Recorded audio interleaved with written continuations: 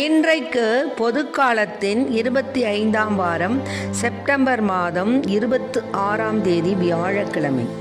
இன்று புனிதர்கள் கோஸ்மாஸ் தமியான் மறைசாட்சியர் அவர்களுடைய நினைவு விழா. இன்று தேவன் நமக்கு தரும் ஜீவ நீர் ஊற்றான இறை வார்த்தைகள் சபை உரையாளர் நூலிலிருந்து வாசகம். இயல் 1 இறை வார்த்தைகள் 2-11 முடிய. வீண், முற்றிலும் வீண் என்கிறார் சபை உரையாளர். வீண், முற்றிலும் வீண், எல்லாமே வீண். மனிதர் தம் வாழ்நாள் முழுவதும் பாடுபட்டு உழைக்கின்றனர். ஆனால் அவர்கள் உழைப்பினால் பெறும் பயன் என்ன? ஒரு தலைமுறை மறைகின்றது, மறு தலைமுறை தோன்றுகின்றது. உலகமோ மாறாது, என்றும் நிலைத்திருக்கின்றது. ஞாயிறு தோன்றுகின்றது, ஞாயிறும் மறைகின்றது. பிறகு தன்னிடத்திற்கு விரைந்து சென்று மீண்டும் தோன்றுகிறது. தெற்கு நோக்கி காற்று வீசுகின்றது, பிறகு வடக்கு நோக்கி திரும்புகின்றது. இப்படி சுழன்று சுழன்று வீசி தன் இடத்திற்கு திரும்புகின்றது. எல்லா ஆறுகளும் ஓடி கடலோடு கலக்கின்றன. எனினும் அவை ஒருபோதும் கடலை நிரப்புவதில்லை. மீண்டும் ஓடுவதற்காக உற்பத்தியான இடத்திற்கே திரும்புகின்றன. அனைத்தும் சலிப்பையே தருகின்றன. அதை சொற்களால் எடுத்துரைக்க இயலாது. எவ்வளவு பார்த்தாலும் கண்ணின் ஆவல் தீர்வதில்லை. எவ்வளவு கேட்டாலும் காதின் வேட்கை தணிவதில்லை. முன்பு இருந்ததே பின்பும் இருக்கும். முன்பு நிகழ்ந்ததே பிறகும் நிகழும். புதியது என்று உலகில் எதுவுமே இல்லை. ஏதேனும் ஒன்றை பற்றி இதோ இது புதியது என்று சொல்லக்கூடுமா? இல்லை. அது ஏற்கனவே நமது காலத்திற்கு முன்பே பல்லாயிரம் ஆண்டுகளாக இருப்பதாயிற்றே. முற்காலத்தவரை பற்றிய நினைவு இப்போது யாருக்கும் இல்லை. அவ்வாறே வரும் காலத்தவருக்கும் தமக்கு முந்திய காலத்தவரை பற்றிய நினைவு இருக்கப் போவதில்லை. ஆண்டவரின் அருள்வாக்கு. இறைவா உமக்கு நன்றி. ஆண்டவரே, ஈசோ புள்ளினால் என்மேல் தெளிப்பீர், நானும் தூய்மையாவேன். நீரே என்னை கழுவ, நானும் உரை பணிதனிலும் வெண்மையாவேன். இறைவா, உமது இரக்க பெருக்கத்திற்கு ஏற்ப என்மேல் இரக்கம் கொள்வே. பிதாவும் சுதனும் தூய ஆவியும் ஸ்துதியும் புகழும் ஒன்றாய் பெருக. ஆதியில் இருந்தது போல் இன்றும் என்றும் நித்தியமாகவும் ஆமென். ஆண்டவரே, ஈசோ புள்ளினால் என்மேல் தெளிப்பீர், நானும் தூய்மையாவேன். நீரே என்னை கழுவ, நானும் உரை பணிதனிலும் வெண்மையாவேன்.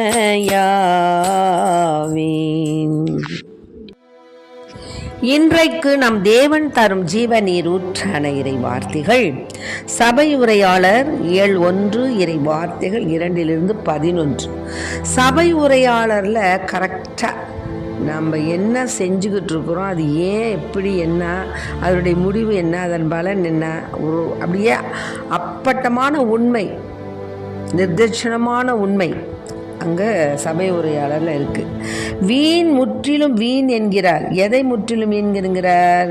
வாழ்நாள் முழுசும் மனுஷன் என்ன பண்ணுறான்? பாடுபட்டு உழைக்கிறான். அவன் உழைப்பினால் பெரும் பயன் என்ன? இப்போ ஒரு தலைமுறை மறைகிறது, மறு தலைமுறை தோன்றுகிறது. ஒன்றும் வேணாம். இப்போ நம்ம அப்பா அம்மாவை நமக்கு தெரியும், நம்ம அப்பா அம்மாவுடைய அப்பா அம்மாவும் நமக்கு தெரியும். அந்த அப்பா அம்மாவுடைய அப்பா அம்மாவும் நமக்கு தெரியுமோ? தெரியாது. அவ்வளோதான், 2 தலைமுறை தான் நம்மளுக்கு தெரியக்கூடிய முறைகள். ஏதோ தப்பி தவறி என்ன செய்வாங்க, கொள்ளு பேத்தி வரைக்கும் கொஞ்சம் நிறைய பேர் பார்ப்பாங்க. அப்போது இப்போ அந்த தலைமுறையில் இருக்கிற அம்மா அப்பா அவங்க பேர் ஏதாவது தெரியுமா? அவங்க வாழ்ந்த வாழ்க்கை புரியுமா? ஒன்றும் கிடையாது. இப்போ ஒன்றும் வேணாம். இப்போ நம்ம இருக்கிறோம்ல, நமக்கு அப்புறம் நம்ம பிள்ளைங்க என்ன செய்யும்? நம்ம பிள்ளைங்களை பற்றி தெரியும். பிள்ளைகளுடைய பிள்ளைகளை பற்றி தெரியும். அந்த பிள்ளைகளுடைய பிள்ளைகள் அந்த தலைமுறைகள்லாம் நம்மளை மறந்துடும். ஏன்னா நம்மளை அவ்வளோதான். அதனால தான் சொல்கிறாரு, ஞாயிறு தோன்றுகிறது, ஞாயிறு மறைகின்றது, பிறகு தன் இடத்திற்கு விரைந்து சென்று மீண்டும் தோன்றுகிறது. இரவு பகல், ஞாயிறு, சந்திரன், சூரிய சந்திரனை ஆண்டவர் படைச்சார். அது என்ன செய்யும்? காலையில் வந்து பிரகாசிக்கும், மாலையில் மறைஞ்சிரும், சந்திரன் வரும். இப்படியாக மீண்டும் மீண்டும் சுழன்று சுழன்று என்ன பண்ணுது? இரவும் பகலும் ஏற்படுகிறது, சூரியனும் சந்திரனும் ஒளி கொடுக்கின்றது. எல்லா ஆறுகளும் ஓடி கடலோடு கலக்கின்றன. பாருங்கள், இப்போ எல்லா ஆறுகளும் பார்த்திங்கன்னா ஓடி எதோட கலக்குது? கடலோட தான் கலக்குது. சரி, கடலோட கலந்துச்சு இல்லையா? கடலை நிரப்புதா? இல்லை. ஆக மீண்டும் ஓடுவதற்காக என்ன பண்ணுது? உற்பத்தியான இடத்திற்கு மீண்டும் அது என்ன பண்ணுது? திரும்புகிறது. ஆக இப்படி எல்லாமே நமக்கு சலிப்பு தான். எதுவுமே ஒரு புதுசு கிடையாது. ஒருத்தர் செஞ்சது தான் ஆண்டவர், நம்மளை ஆண்டவர் படைச்சது தான். அவர் புதுசாக யாருமே மனிதன் கண்டுபிடிக்க இல்லை. அதை சொற்களால் எடுத்துரைக்க இயலாது. எவ்வளவு பார்த்தாலும் கண்ணின் ஆவல் தீர்வதில்லை, எவ்வளவு கேட்டாலும் காதின் வேட்கை தணிவதில்லை. முன்பு இருந்ததே பின்பும் இருக்கும், முன்பு நிகழ்ந்ததே பிறகும் நிகழும். புதியது என்று உலகில் எதுவுமே கிடையாது. ஏதேனும் ஒன்றை பற்றி இதோ இது புதியது என்று சொல்லக்கூடுமா? எங்கே சொல்லுங்கள் பார்ப்போம், இது புதுசுப்பா அப்படின்னு சொல்லுங்கள். ஒன்றும் சொல்ல முடியாது. எல்லாமே ஆண்டவரால் படைக்கப்பட்ட படைப்பு. அது ஏற்கனவே தமது காலத்திற்கு முன்பே பல்லாயிரம் ஆண்டுகளாக இருப்பதாயிற்றே. முற்காலத்தவரை பற்றிய நினைவு இப்போது யாருக்கும் இல்லை. அவ்வாறே வரும் காலத்தவருக்கும் தமக்கு முந்தைய காலத்தவரை புதிய காலத்தவரை பற்றிய நினைவு இருக்க போவதில்லை. இப்போது நம்ம அம்மா அப்பாவை தெரியும், அம்மா அப்பாவுடைய அம்மா அப்பா தெரியும். இப்போ நம்மளை தெரியும், நம்ம பிள்ளைகளுக்கு நம்ம அம்மா அப்பாவையும் தெரியும். ஆனால் பின்னாடி அவங்க பிள்ளைங்க என்னங்கிறது நமக்கு தெரியாது. ஆக இப்படியாக வந்து பரம்பரையாக தலைமுறையாக வந்து என்ன ஆகுது? மக்கள் தோன்றாங்க, போகிறாங்க, வராங்க. ஆனாலும் அது வந்து ஒன்றும் பயனளிக்காது. அவங்களாம் அவங்கவுங்க வேலையை பார்த்துக்கிட்டு போயிட்டே இருக்க வேண்டியதுதான். முற்றிலும் வீணுங்கிறார். நம்ம எடுத்துக்கிட்டு போகிறது ஒன்றும் கிடையாது. நாம் செய்கிற தான தர்மங்கள், நாம் செய்கிற நன்மைகள், அதுதான் நம்முடன் வரக்கூடியவை. இதில் ஸ்ட்ராங்காக சொல்கிறார் ஆண்டவர் சபை உரையாளரில். மேலுமாக, என் தலைவரே, தலைமுறை தோறும் நீரே எங்கள் புகலிடம். திருப்பாடல் 90. அதில் என்ன சொல்கிறாரு? என் தலைவரே, தலைமுறை தோறும் நீங்கள் தான் என் புகலிடம். வழியும் உண்மையும் வாழ்வும் நானே, என் வழியாய் அன்றி எவரும் தந்தையிடம் வருவதில்லை என்று புனித யோவான் எழுதிய நற்செய்தி இயல் 14 வார்த்தைகள் 6. என்ன சொல்கிறாரு? வழியும் உண்மையும் வாழ்வும் நானே, என் வழியாய் அன்றி எவரும் தந்தையிடம் வருவதில்லை. ஆமாம். ஆக வழியும் உண்மையும் வாழ்வும் அவர் தான். ஆக அவர் வழி தான், வேறு வழியில் நம்ம தந்தையிடம் போக முடியாது. அதே போல் புனித லூக்கா எழுதிய நற்செய்தியில் அந்த காலத்தில் நிகழ்ந்தவற்றையெல்லாம் குறுநில மன்னன் ஏரோது கேள்வியற்று மனம் குழம்புனான். ஏன்னா இறந்த யோவான் உயிருடன் எழுப்பப்பட்டாரா அப்படின்னு. வேறு சிலர் எலியா தோன்றியிருக்கிறார் என்றனர். மற்றும் சிலர் முற்காலத்து இறைவாக்குனருள் ஒருவர் தோன்றெழுந்துள்ளார் என்றவாறு ஏரோது யோவானின் தலையை நான் வெட்டச் செய்தேனே, இவர் யாரோ, இவரை பற்றி இவ்வாறெல்லாம் கேள்விப்படுகிறேனே என்று சொல்லி இயேசுவை காண வாய்ப்பு தேடிக்கொண்டிருந்தார். ஆக யோவான் மாசற்றவருடைய தலை வந்து வெட்டப்பட்டது. மாசற்றவருடைய தலை வெட்டப்பட்டது. அதாவது அவனுடைய நடவடிக்கை சரியில்லை.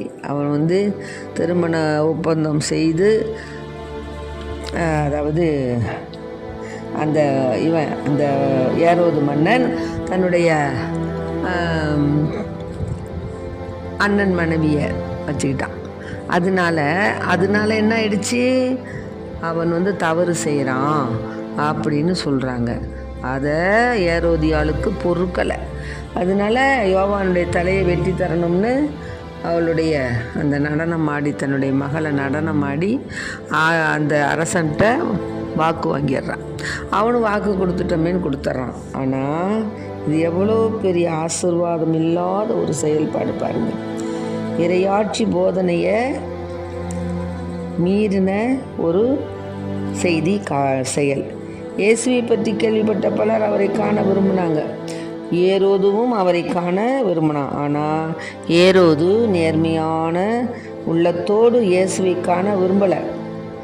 அதனால் ஏற்கனவே திருமுழுக்கு யோவானை கொன்ற ஏரோது இப்போ இயேசுவையும் காண விரும்பினான் என்றால் என்னத்துக்கு இருக்கும்? ஒருவேளை இயேசுவையும் கொல்வதற்காக இருக்குமோ அப்படின்னு மக்களெல்லாம் என்ன செஞ்சாங்க? கொஞ்சம் அந்த எண்ணத்தோடு இருக்கக்கூடியவனை காண விரும்பினான் என்றால் அது நல்ல எண்ணத்தோடு அல்ல.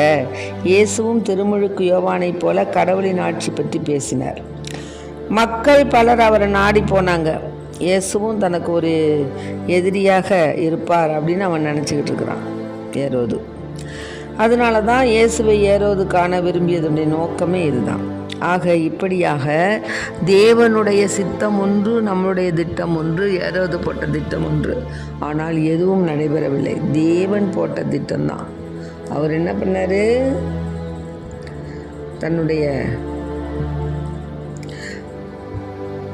தன்னுடைய அந்த சபையில் அந்த ஏரோதியால் சொன்னான்னு ஒன்றுமறியா மாசற்ற அந்த யோவானுடைய தலையை வெட்டி அதை கொண்டு வர சொன்னான்னு சொல்லி கையில் கொடுத்து மகள் கொடுக்குறா பாருங்கள்.